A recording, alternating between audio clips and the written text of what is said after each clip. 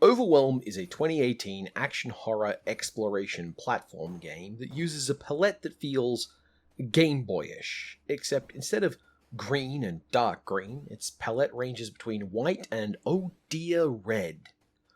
It's not a specific hardware style I recognize. You wouldn't call it 1-bit or 4-bit graphics if that answers questions easily, but it does have that same kind of crisp, few colors deployed sparingly of other indie classics like Downwell and Minute.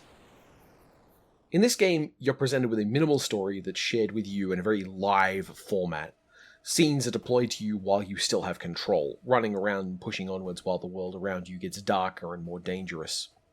The tagline for this game is that the enemies get power-ups and you don't. The world's justification being that you are a knight, sent into a hive to kill it, which you must do by defeating a number of large, dangerous monsters that spread knowledge to the rest of the hive when they die.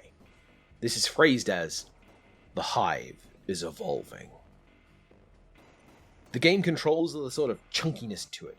You're mobile and agile, but in a way that asks a lot of your reflexes. It has a mouse-aiming platformer style that I still always think of as like Abuse, a PC platformer that wanted to be Alien vs. Predator so very badly that most people don't remember, and Overwhelm is hard as nails. In this game, you die to a single hit, and while the enemies start that fragile, they don't stay that way. Exploration gets harder as the enemies start populating more of the routes through the area, and environmental effects like darkness and stealth start turning your journeys into the belly of the beast into exceptionally difficult affairs of frustrating lost progress. What's more, if you die a certain number of times, the whole thing is lost.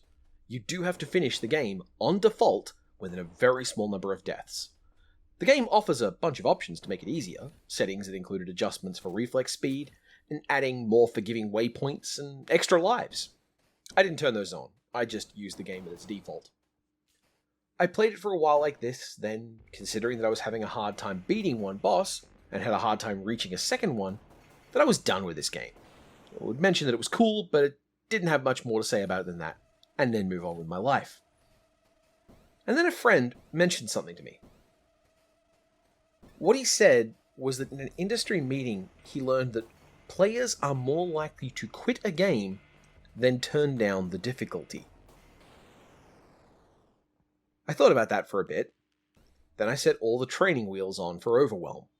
I turned the difficulty way down and tried it again, and this game that seemed unbeatable became an afternoon-long, fun, interesting, aesthetically fantastic game experience that was easily worth the $10 I paid for it. I still died, and I still lost, and I still had to reattempt a few parts, but I did not find the game a wall anymore because I could get purchase on its hard points. This is really interesting to me because, on reflection, there was no reason to keep the difficulty high. You're not watching me play usually, and you don't listen to me because you're under the illusion that I'm an excellent player of games. Statistically, you're here because you liked that one thing I said about Foucault and Deus Ex, or you're mad about me liking Nanette. The point is, my skill is not important. My ability to look at a game and consider what the game teaches me, or says about itself, or its story, or games in general, is what you're here for. What Overwhelm got me to think about was myself, and that impulse. That, for lack of a better word, gamer ego.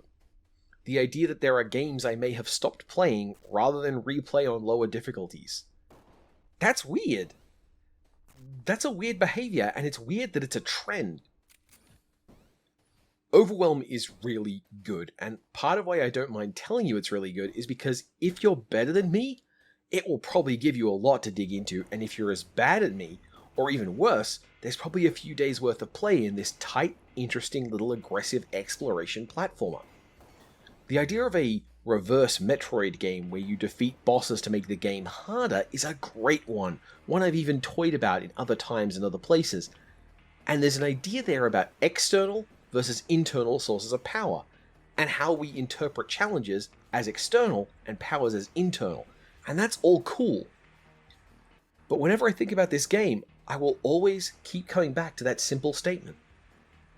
players are more likely to quit than turn down the difficulty. God, we're dingbats.